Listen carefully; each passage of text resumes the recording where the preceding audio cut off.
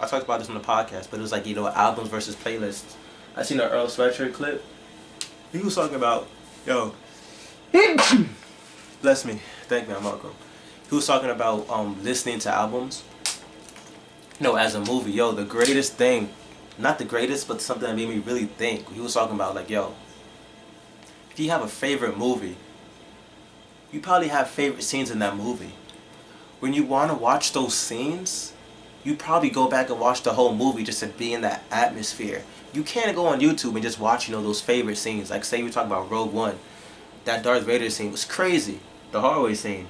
But most likely you're gonna watch the whole Rogue One. You're gonna be in that vibe, right? Because you don't get the full context of the Darth Vader hallway scene until you get the beginning, middle, and end of the whole movie. Then it's like, damn, that's crazy. The rebels was doing all this, and that.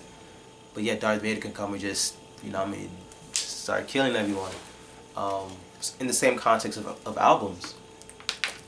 Like, once you keep listening to an album, there's some songs that grow on you. And I can even attest to that. One of my favorite projects of all time is Coloring Book by Chance. I remember there was these two songs. I think it's Finish Line, Drown, and then How Great, where I remember me being younger, I kind of skipped because with Finish Line, the song cuts at like 2:50, and then I think it's like 20-30 seconds. I feel like there's nothing, like it's just silent. So I'm like, I feel like the song is done, so I skip it. And then after like a year, I happened to listen to it again, and I'm like, oh shoot, who's this girl rapping on it? It's No Name. And then Kirk Franklin comes on, like what? And that's like one of my favorite songs on that project now. And No Name is in my top 5 rappers like that I like love.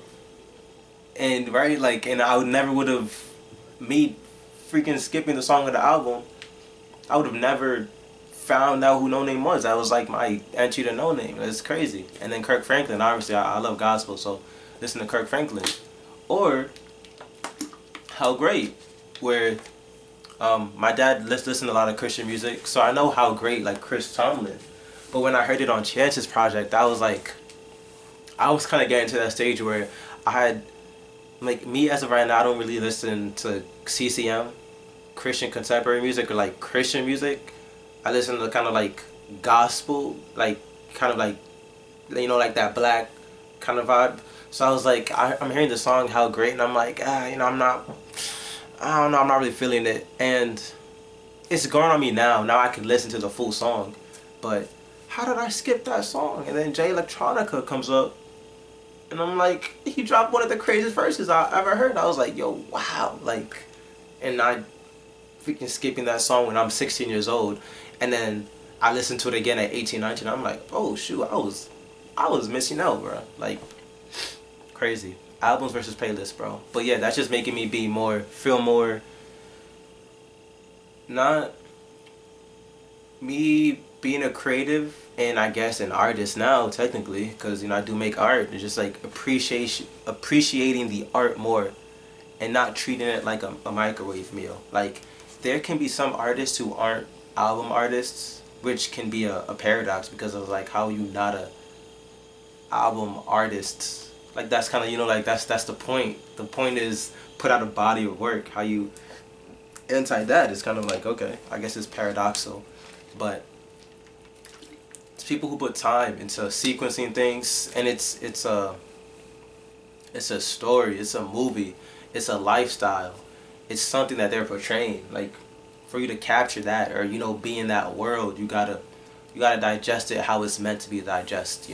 Like, yeah, I guess you can't watch a movie on mute. You can, but then you're not gonna hear the soundtrack. You're not gonna hear the lines. And I could say you can't watch a movie half-assed. Now, obviously, if you're not blind or deaf, I mean, not in that sense. I'm saying, like, you also can't just be using your phone and just listening to a movie sometimes, because then it's like you're missing the cinematography, all the scenes, and the way everything is shot. Is like you're missing a core aspect of it. And I guess that goes, for music too. It's like, I know there's some people who is like, when they listen to an album, they should be on shuffle. And I'm like, yo, that's crazy to me. How I first started was I would listen to a full album once, all the way through, and I'll just add the songs that I like to a playlist. But now I'm more so like, you know what? Let me just listen. Like, you know, when I'm driving now, I'm gonna just listen to an album, like front to back. And I'm like, okay, there's a lot of songs, you know, I was missing, just skipping and stuff like that. But you know, I don't know. That's just me ranting. Albums versus playlists. Why? How can we capture the essence of, you know, the art? I don't know. That's all I had today. Peace.